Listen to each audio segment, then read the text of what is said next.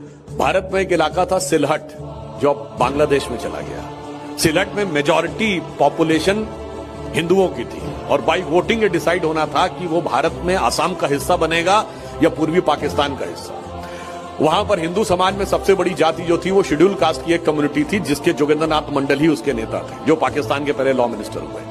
उन्होंने, जो आजकल भीम मीम कहा जाता है ना, उसमें आके उन्होंने कहा कि नहीं, मेरी जिन्ना से बात हो गई है और we will remain in with the side of Muslim League and then we will more flourish than the so-called Hindu India which is emerging। और उन्होंने अपनी जाति का वोट डलवा दिया तो हिंदू वोट डिवाइड हो गया and Sylhet became part of Pakistan। And this happened in 1947, just 3 years after, in 1950। See the resignation letter of Jogendranath मंडल।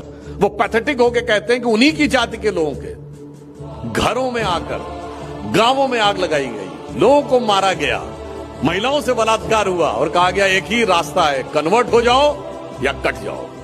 और दुखी होकर वो भारत भाग के आए तो जयचंद से लेके जोगेंद्रनाथ मंडल तक जिसने कट्टरपंथियों का साथ दिया है, उसका हश्र क्या हुआ, इस देश को याद रखना चाहिए।